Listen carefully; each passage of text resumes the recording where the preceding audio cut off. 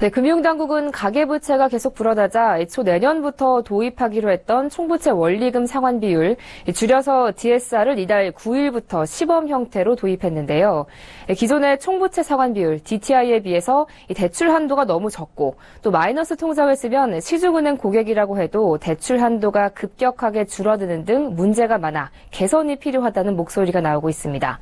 그래서 오늘 투데이 포커스에서는 이 DSR이 무엇인지 또 어떤 문제점들이 있는지 알아보겠습니다. 금융증권부 김성훈 기자 나와 있습니다. 안녕하십니까? 네, 안녕하세요. 네, 우선 이 총부채 원리금 상환 비율, 즉 DSR, 이게 정확히 어떤 건지 알려주시죠. 네, DSR, 총부채 원리금 상환 비율은 돈을 빌리는 사람의 연간 소득에서 원리금 상환액이 차지하는 비율을 말합니다.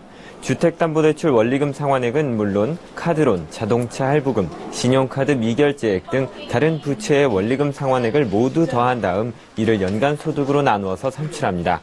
우리에게 익숙한 기존의 총부채 상환 비율 DTI와 다른 점은 DTI는 주택담보대출 원리금 상환액에 다른 부채의 이자만을 더한 값을 연간 소득으로 나눈 것이지만 DSR은 주택담보대출 원리금 상환액에 다른 부채의 원금과 이자를 전부 더한 값을 연간 소득으로 나눈다는 겁니다.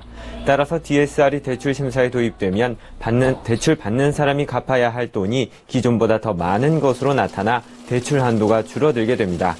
지난 9일 KB국민은행이 최초로 DSR을 도입했고 신한, 우리, KB하나, 농협, 기업 등 다른 은행들도 연내 시스템 준비를 마치고 DSR을 도입하기로 했습니다. 지방은행들도 내년 초까지는 DSR 도입을 마무리하겠다고 밝혔습니다. 네, 그런데 언뜻 생각하기로는 대출 한도가 줄어들면 가계부채도 줄지 않을까 싶은데요. 어떤 문제점이 있다는 거죠? 네, DSR이 도입되면 기존에 대출을 받아서 빚이 있던 서민들의 추가로 대출 받기가 더 힘들어지게 됩니다. 예를 들어 5천만 원의 대출을 5년간 나눠 갚고 있는 연소득 4천만 원의 A씨가 주택담보대출을 새로 받을 때 기존의 DTI 60%를 적용하면 연 원리금 약 2,191만 원, 총 4억 3천만 원까지 대출을 받을 수 있습니다. 하지만 DSR의 경우 타금융기관 부채의 이자에 원금 상환 부담액까지 포함돼서 DSR 80%를 적용한다면 연 원리금이 약 2,064만 원, 총 4억 800만 원까지만 빌릴 수 있습니다. 대출 한도가 2천만 원 이상 차이가 나는 겁니다. 금융당국과 은행은 시장의 충격을 줄이기 위해 당장 DSR을 DTI처럼 일괄 적용하지는 않기로 했지만 DSR이 본격 적용될 경우에는 소득은 낮고 빚은 많은 서민들의 자금 융통이 더 어려워질 수밖에 없다는 것이 업계의 의견입니다. 네, 그런데 마이너스 통장을 이용하는 사람은 대출 한도가 더 줄어든다던데 이건 왜 그런 거죠? 맞습니다. 마이너스 통장을 사용하게 되면 실제 사용액이 아닌 약정액을 기준으로 DSR이 산정되기 때문에 대출 한도가 더 낮아질 수 있습니다. 연소득 5천만 원인 직장인 A씨가 금리 연 4%, 5천만 원 한도의 마이너스 통장을 개설해 두고 있으면 사용액과 관계없이 1년에 갚아야 할 원리금이 이론상 5,200만 원, DSR이 104%가 돼서 추가 대출을 받을 수 없는 겁니다. 반면 연소득 500만 원인 B씨가 연 10% 금리에 만기 1년 6개월 남은 저축은행 신용대출 5천만 원을 쓰고 있다면 B씨의 DSR은 10%에 불과합니다.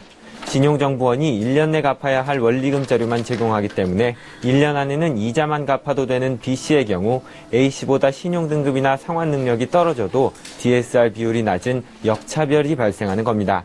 이처럼 현재의 DSR이 다양한 대출 상품과 대출 조건들을 세밀하게 반영하기 어렵기 때문에 업계 관계자와 전문가들 사이에서는 DSR을 당장 대출 심사 지표로 사용하기엔 무리가 따른다는 지적이 나오고 있습니다. 네, 그러니까 가계대출 지표로 삼기에는 아직 정비가 좀 더 필요하다 이런 얘기인데요. 이 밖에 또 개선돼야 할 다른 문제점들은 없습니까? 네, 있습니다. 대출 희망자의 대출 내역을 제공하는 신용정보원의 자료에 대부업체의 대출 정보는 아예 반영되지 않고 있다는 점도 문제로 꼽힙니다. 대부업체 대출 내역이 반영되지 않는 경우 DSR 산정이 제대로 되지 않을 뿐만 아니라 고금리 대출이나 불법 사금융을 이용하는 사람들이 더 늘어날 가능성도 있기 때문입니다. 네, 적합성 논란이 일고 있는 당국의 새로운 가계부채 대책이죠. DSR 도입 문제점에 대해서 알아봤습니다. 지금까지 금융증권부 김성훈 기자와 함께했습니다. 오늘 말씀 잘 들었습니다. 감사합니다.